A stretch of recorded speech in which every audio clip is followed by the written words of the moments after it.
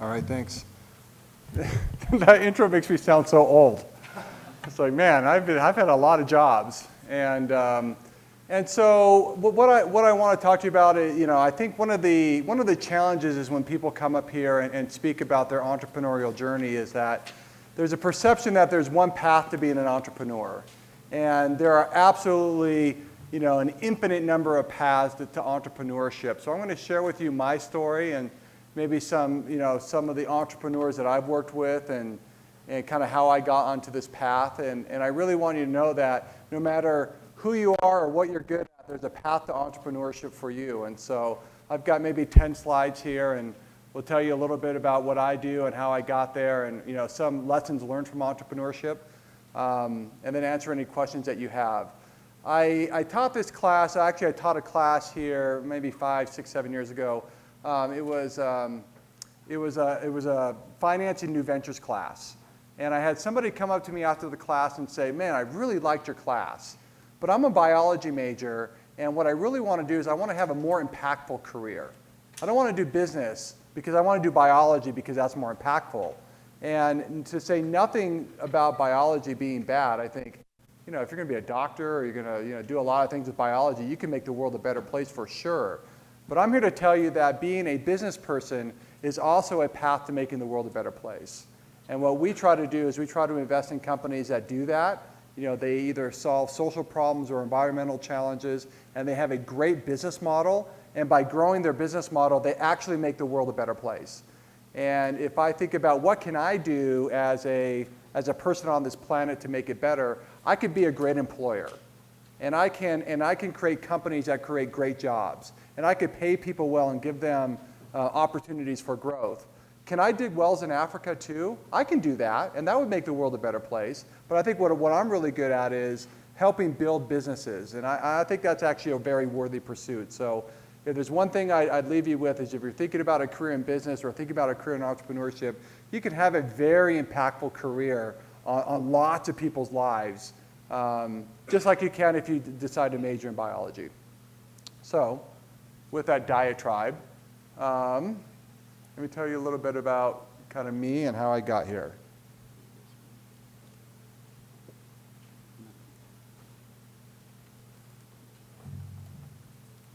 There we go.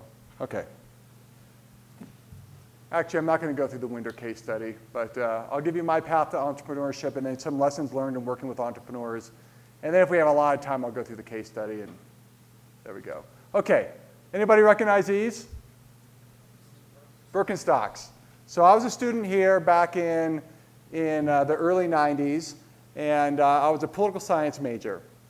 And so, like many of you, I had a very useless major, and I was thinking about going to grad school, but I was doing kind of things on the side. I was building websites, and I was writing for the local newspaper and getting paid for that. And so I kind of found this entrepreneurial bug of, I like to do lots of different things. I like to get paid a little bit from here and a little bit from there. And I started to kind of build this little entrepreneurial portfolio.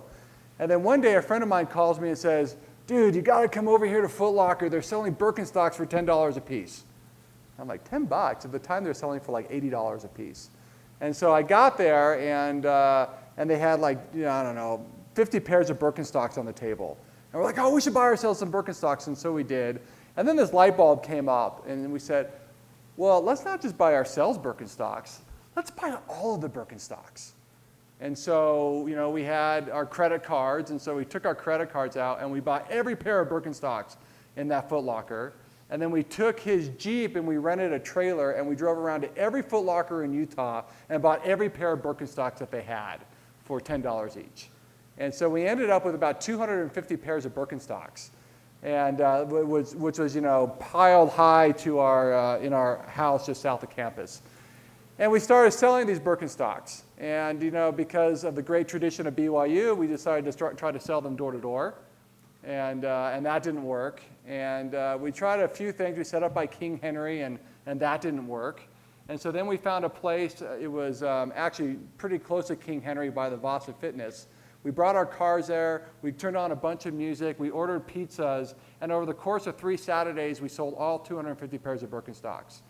And I made like, I don't know, $7,000 or $8,000 in a couple of weekends selling Birkenstocks.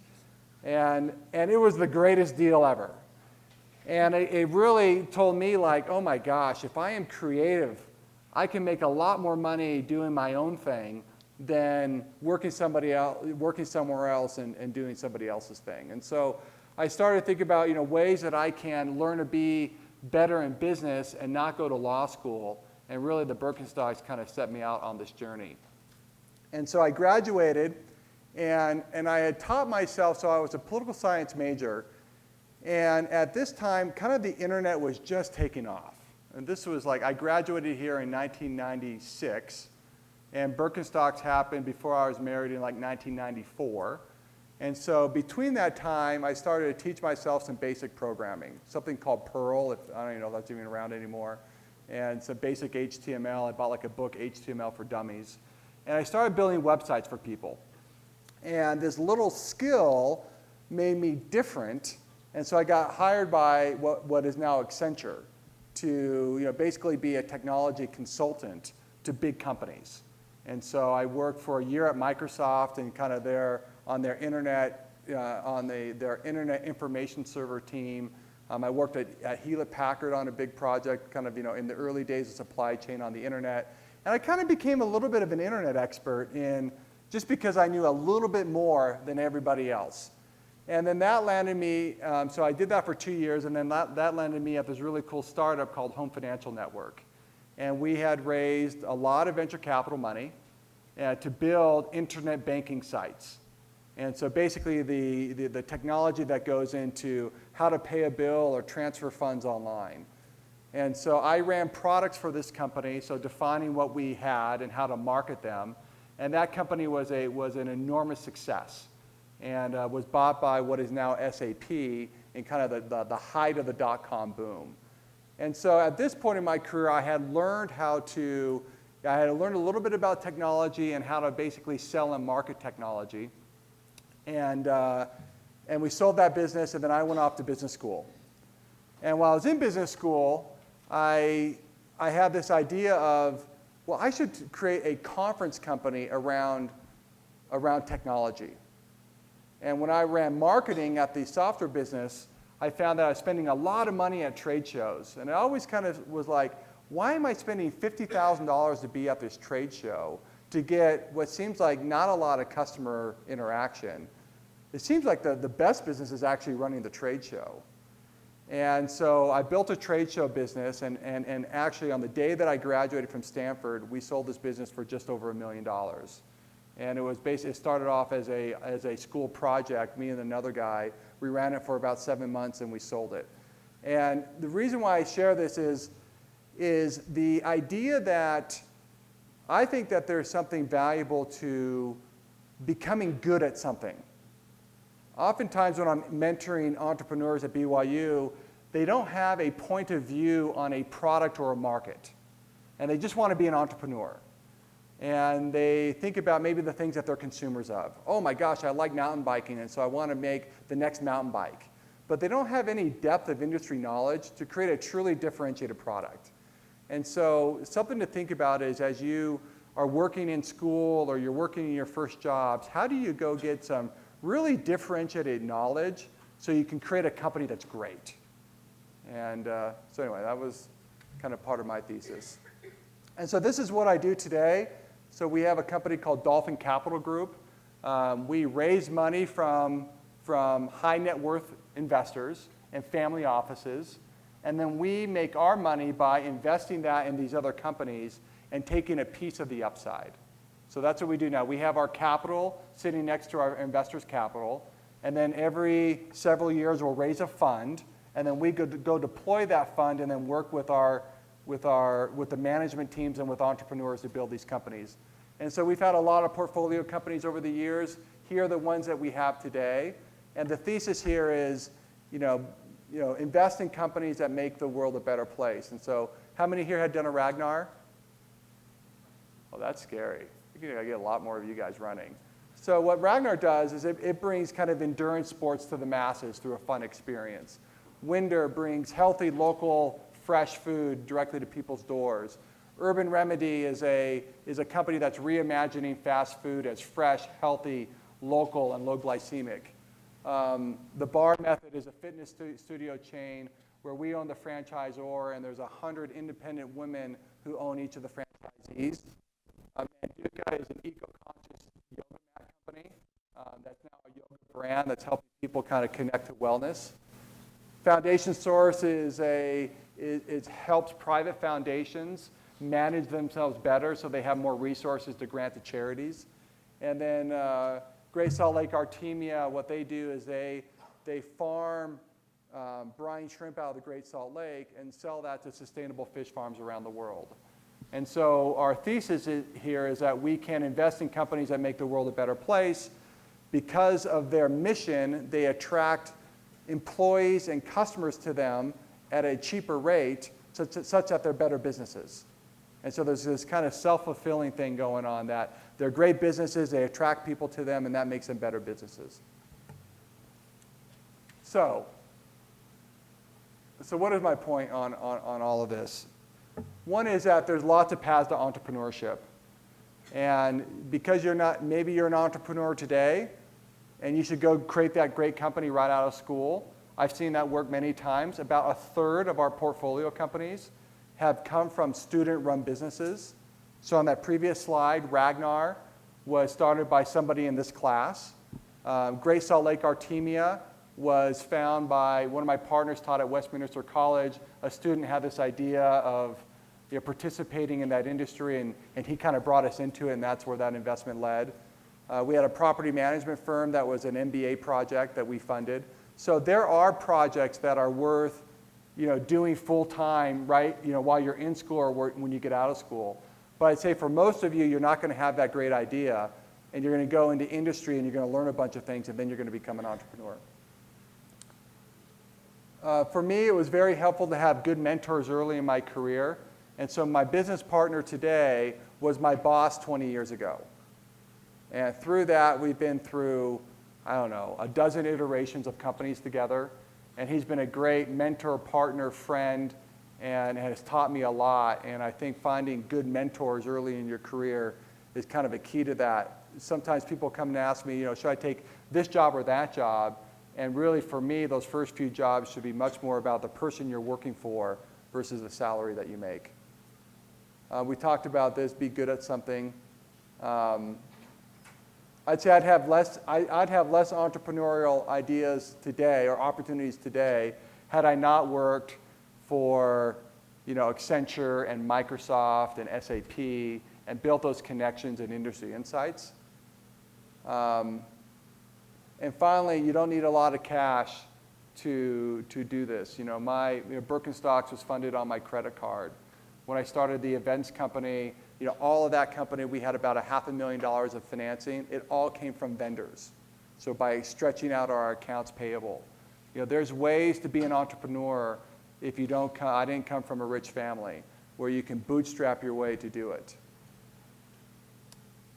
So I may have got one or two slides left. So, I've talked about this, creating a business is a worthy pursuit. We today probably across our companies employ over 1,000 people. I think that's meaningful. If anybody here is interested in thinking about good companies, I suggest you go look at a movement called B corporations, which are companies who are putting into their operating agreements, alignment of mission with social and environmental values. And so a lot of the companies that we're investing in now are B corporations. And so that it's kind of perpetuating this idea that a good business does good for the world. So I think this is maybe one of my last slides. And so kind of, I like to play this intersection of what we call companies that matter. Companies that can make a profit and at the same time make the world a better place. And so, some of the ones, Warby Parker or Tom's Shoes is kind of one model of doing that. Tesla would be another model of doing that. Honest Company would be another. Patagonia would be another, where a big part of their brand and their mission are around those values, but they're also good companies to boot. So anyway, I've kind of babbled a lot. So these are some other kind of discussion topics. If you guys have any questions on these, I'm happy to pontificate on these, but also we are probably more interested in answering any questions that you guys have.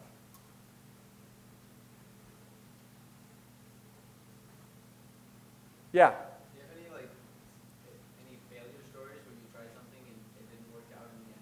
Oh yeah, yeah. We just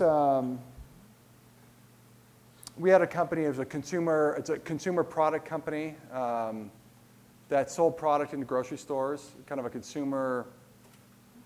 consumable. And we invested about $5 million into that business with an entrepreneur who's a very good guy, but had industry trends go the wrong way. And their product had peanuts in it. And if you remember, maybe 5, 6 years ago, there was a big peanut recall. That really hurt the business, and it set it on this downward spiral so that they could never recover. And so we've sold off a bunch of those companies' assets, and out of $5 million investment, we'll probably get $2 million out. And there's a lot of lessons learned for that. In my business, you're going to have strikeouts. In private equity, you might have 1 in 10 businesses fail. In venture capital, you'll probably have 9 out of 10 businesses fail, and so the ratios are flipped. But we kind of bat for doubles, singles, and triples, and they bat for home runs. And I could give you lots of examples of ways that we've failed and that I've failed personally. I think I don't know the lessons learned on that. You're going to fail, you're going to strike out, you're going to suck and make bad decisions sometimes, and I just think that's okay. If you hit 1 out of 3, you're in the Hall of Fame. So.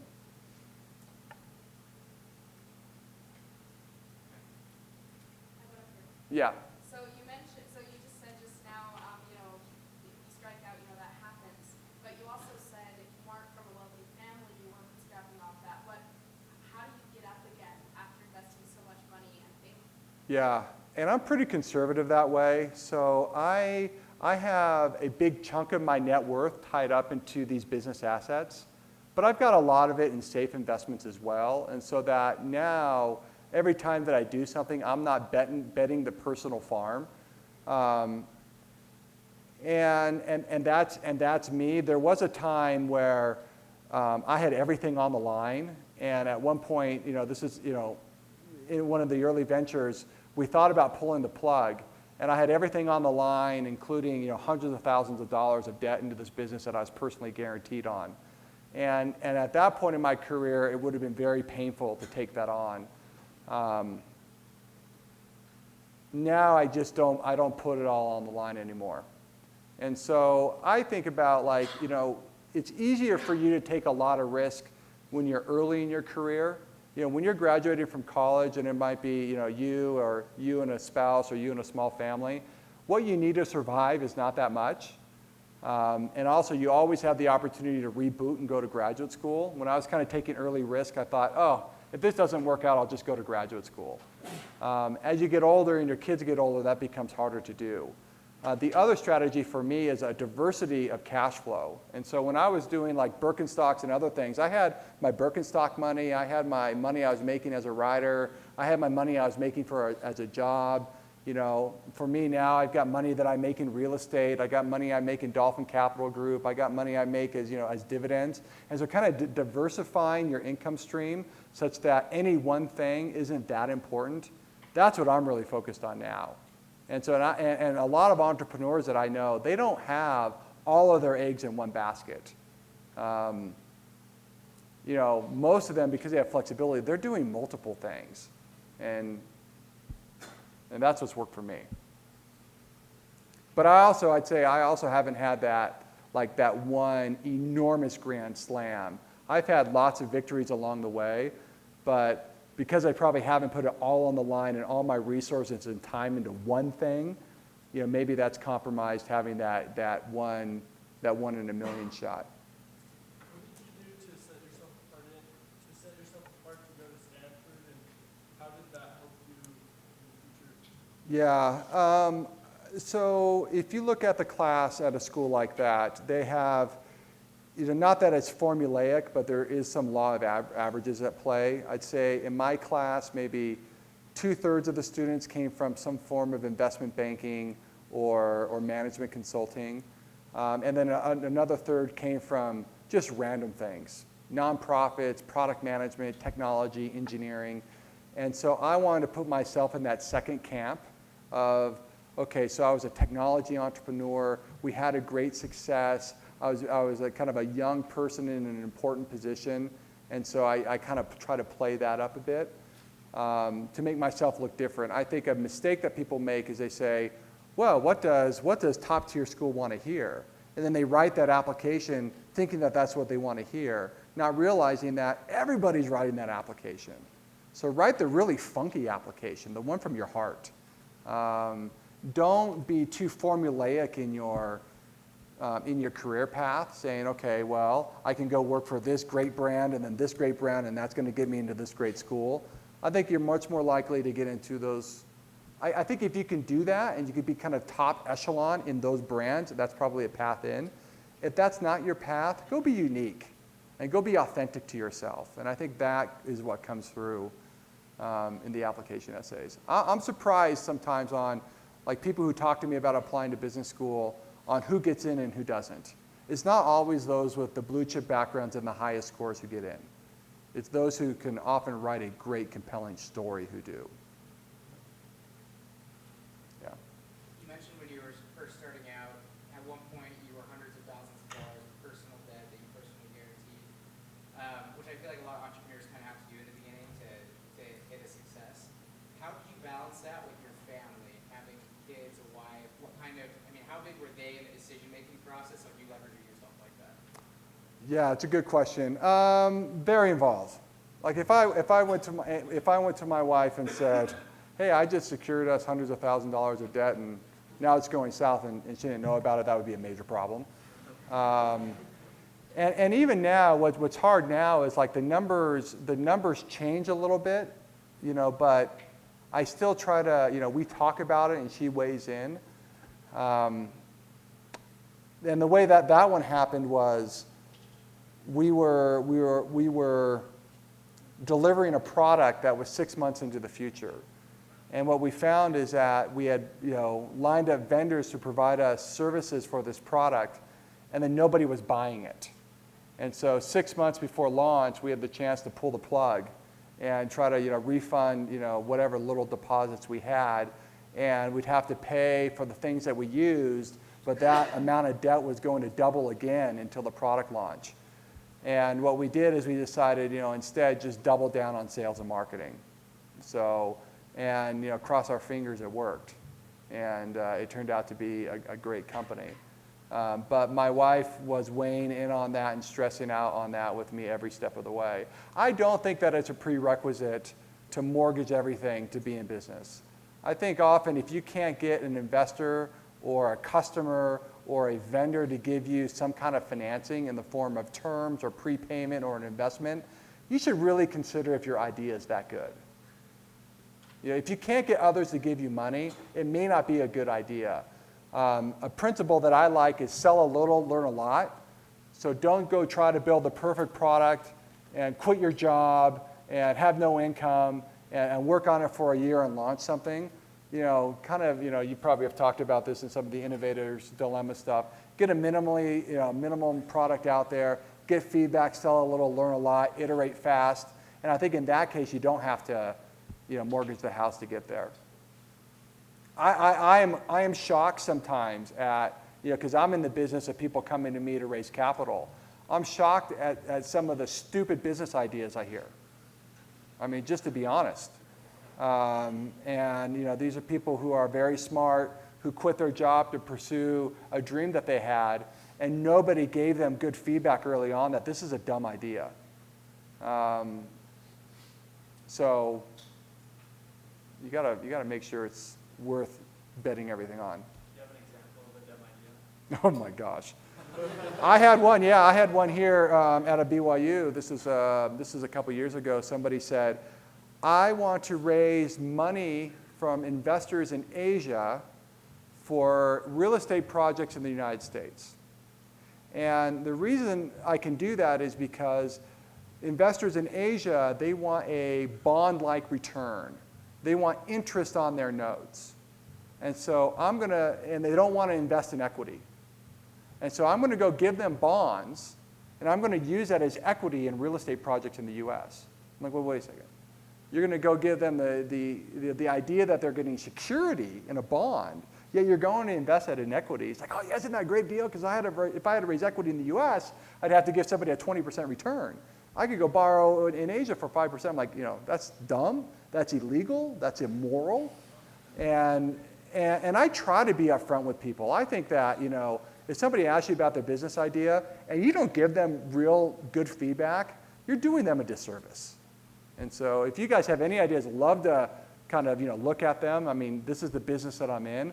But be prepared. If I think it's a dumb idea, I'm going to tell you. And that's probably for your benefit. And also, I've been wrong, right? I mean, I've said there's dumb ideas, and they get funded, and they turn out to be okay businesses. But I'm more right than wrong. Yeah. How do you decide? Because I feel like in entrepreneurship, like there's just this clout where you get torn down and everybody tells you no, and then like all the great success stories seem to turn out that way, like Steve Jobs and so and so and so and so, right? Is that they were like, we had this great idea, and everybody told us it was stupid, and nobody wanted to fund us, but look where we are now, right? And so where do you leverage that, right? Where do you leverage saying, well, everybody told me a stupid idea, I went, I lost all my money, it's really stupid. Or everybody told me it was a stupid idea, and I proved them wrong, and I'm rich. Right. It's a great question. I also think about, I would love to teach a class at BYU that was like titled, I suck and I failed.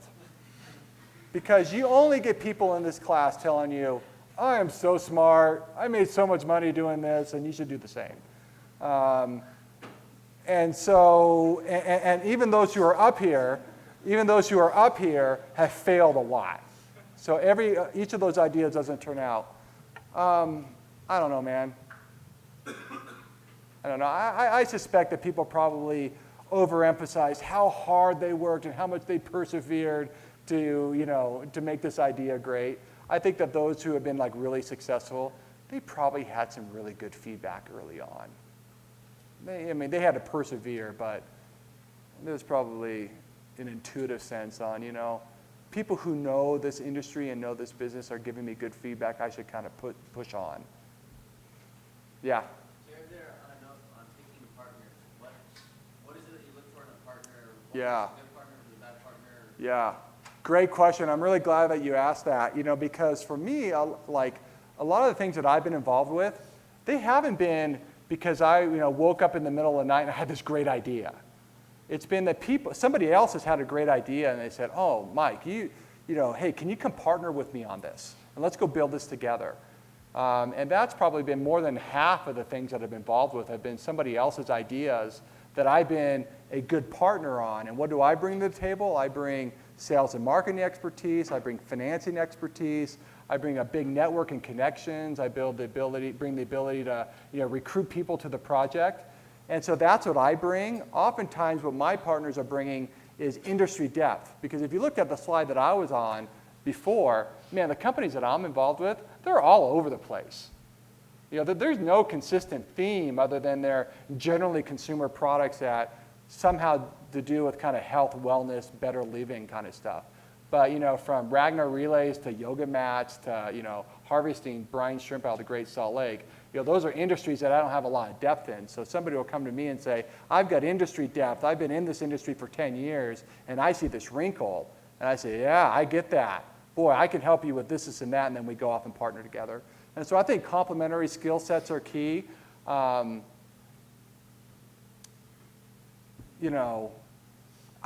me also, it's do they pass the barbecue test? Is this somebody that I'd like to spend all day on Saturday with barbecuing in my backyard? And if the answer is no, I don't want to be their business partner. Life's too short to work with jerks. Yeah. Could you talk about how they ought to divide equity when they pick partners? Is this a 50-50 thing? Just kind of Yeah. It shouldn't be 50-50. I think in student entrepreneurship, I see oftentimes, people start, oh, it's a group project, and there's 5 of us in the group, and so let's divvy it up 5 ways. 2 people get excited about it, and 1 works really hard on it, and then they go out and raise financing, and it's just a mess to clean up that cap table. So it does not have to be 50-50. Could we go so far as to say it should not be 50-50? If it's not 50-50 contribution, it should not be 50-50. I've been in 50-50 partnerships. I'd say that's the exception. I mean, you got to have the hard conversations up front. And often, one of my partners will not do a deal if it's purely 50-50, because he believes somebody's got to be in charge. Who's in charge? If you guys don't agree, who's in charge? I don't know if I feel as strongly about that. I've seen partners really work well together and 50-50, the split, even though one might be the alpha. But, yeah. I have a question. What role has spirituality and being religious played kind of in your entrepreneurial pursuits? Yeah, one goes back to kind of the mission of why am I in business. And one of the reasons I'm in business is I think it's a way to help people reach their full potential. So if we believe we all have unlimited potential, if you're an enabling manager and a leader of a business and you see people as striving towards that, how can you help them get there? So I think that's influenced me. That's probably the most. If I really think of what do I like to do at the end of the day, it's helping people achieve their potential. And I think that comes down to religious beliefs. I had an interesting moral question early in my career where we were buying a company out of bankruptcy. And the company, I can't remember exactly, but the company had roughly $800,000 in debts that they owed to vendors. And as part of our deal, we were taking on about $200,000 of that. So think about a company that got into trouble, and they owed their suppliers $800,000, and we're buying the business and saying, we're only going to take this piece of it. And so $200,000 of that gets satisfied, and the remaining $600,000 goes away. And we're buying the assets of the business, and then so those who didn't get paid can go claim on the assets that we weren't buying, which there was very little there. And I had a little bit of a problem with that. I was thinking, well, why is that fair that these people are getting shafted? But for me, the higher purpose was, well, that wasn't my response. Those things happened before our watch. That's somebody else who did not pay them.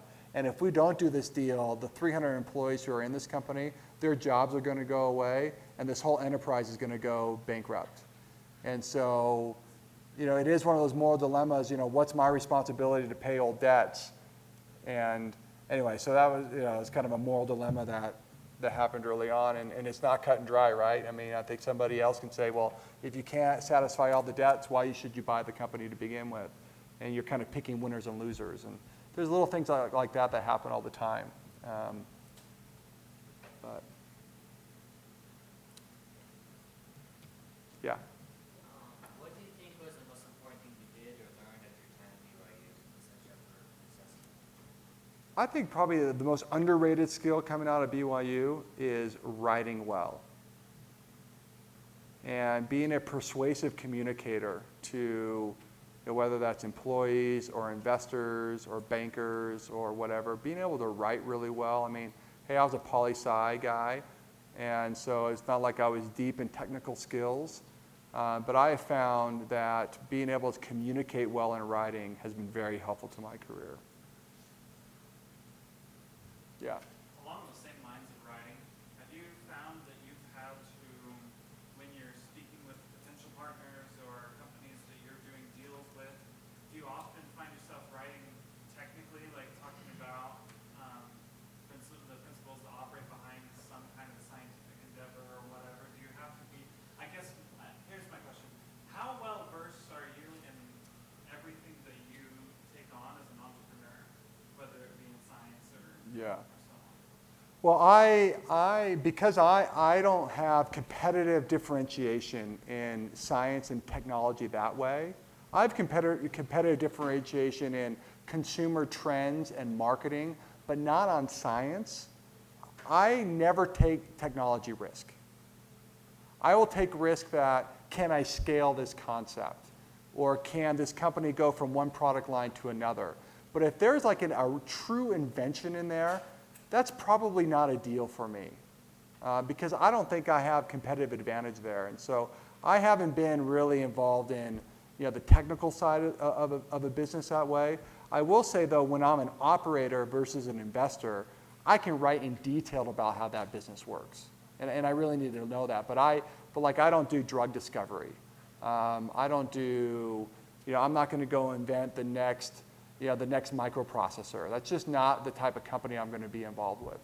But I made that decision early on because when I started off, I was purely a technology guy. So I got out of undergrad. I taught myself some programming. I had some pretty cool early internet jobs. I worked at a hot online banking startup.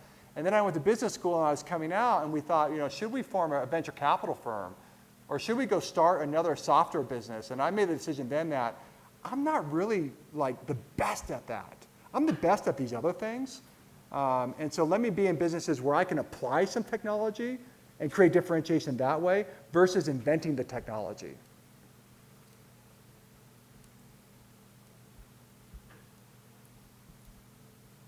Yeah.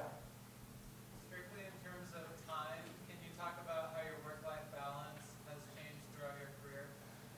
Yeah, so early on, those first several jobs, I remember sleeping under my desk at work because I'd go to bed, I'd be at work at 1 o'clock in the morning and have to be there at 7 a.m. in the morning.